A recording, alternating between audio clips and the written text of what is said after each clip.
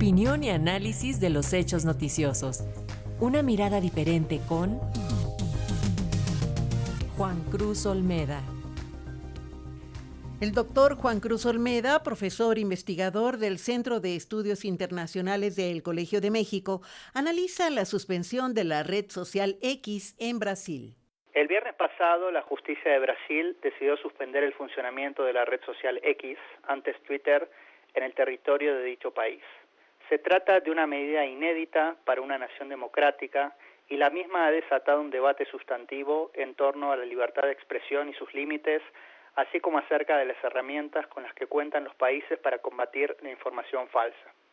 Se calcula que existen alrededor de 20 millones de usuarios de la red en Brasil, que ahora no pueden acceder a sus cuentas. Además, se hacen pasibles de fuertes multas económicas se intentan hacerlo a través de servicios de VPN. La medida ha sido resultado de un conflicto entre las máximas autoridades judiciales del país y la empresa, que llevó a esta última a cerrar hace algunos días sus oficinas en el país y a retirar a su representante legal. La legislación brasilera establece que ninguna compañía puede operar en el territorio del país sin contar con un representante de este tipo y conminó a X a nombrar un reemplazo. La decisión judicial de suspender la operación de la red social derivó de la negativa de la empresa a proceder de esta manera. Para entender cómo se llegó a esta situación, es importante retroceder en el tiempo y poner el conflicto en perspectiva, identificando además a los dos protagonistas principales: Alexander de Moraes, magistrado del Tribunal Supremo brasilero, y Elon Musk, dueño de X.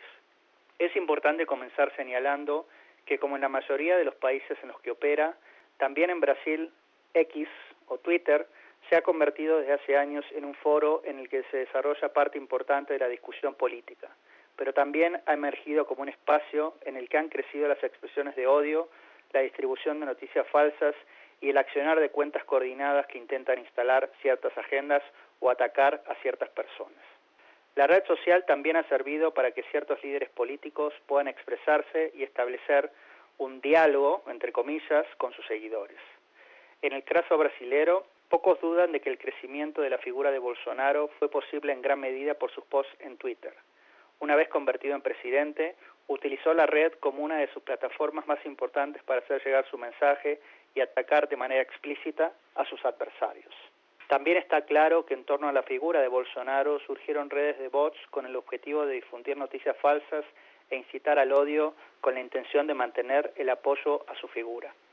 El accionar de dichas redes tuvo uno de sus puntos cúlmines luego de las elecciones de 2022 en las que Bolsonaro fue derrotado por el actual presidente Lula en segunda vuelta.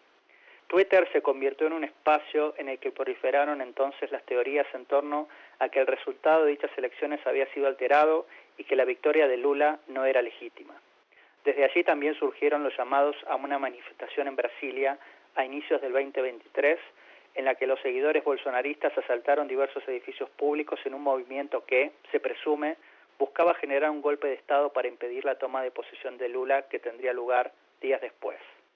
Considerando estos antecedentes, el juez Alexander de Moraes llevó adelante investigaciones que derivaron en la identificación de actores relevantes en dichos eventos y sentenciaron a que Bolsonaro no pueda volver a competir electoralmente. Además, se determinó que X, Twitter, debía suspender diferentes cuentas desde las que se divulgaron mensajes incitando a la rebelión y se propagaron noticias falsas.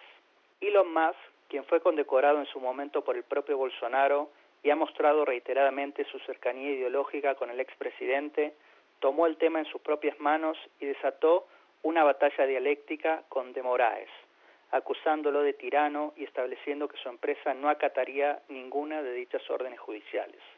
Esto no hizo más que escalar el conflicto y llevó a de Moraes a establecer que si la empresa no cumplía con las medidas, no solo se haría pasible de multas, sino que incluso podría arrestar al representante legal de la misma.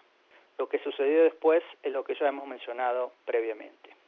Sin duda se trata de una situación extrema, pero que deja en evidencia una realidad que se vive en otras geografías desde que Musk decidió comprar Twitter y renombrarla como X. El magnate no duda en hacer públicas sus simpatías políticas y su cercanía ideológica con diferentes líderes identificados con la ultraderecha, como Trump, Bolsonaro y Javier Milei. El propio Musk se ha encargado de ensalzar a dichos líderes a través de su propia cuenta y además de difundir ataques contra quienes se les oponen. Al mismo tiempo, ha revertido muchas de las acciones previamente llevadas adelante por Twitter para limitar el contenido que transita por dicha red social, en especial cuando se trata de mensajes racistas, xenófobos o misóginos. Del otro lado, los gobiernos se debaten en torno a si deben o no intervenir en la regulación de estos contenidos y acerca de cuáles son las herramientas con las que cuentan para lograrlo. Esto también abre el debate respecto de qué tipo de mensajes pudiesen ser limitados y en manos de quién debiesen estar dichas responsabilidades. Lo que se está viviendo en Brasil sin duda puede servir de experimento para visualizar cómo se puede resolver esta disputa.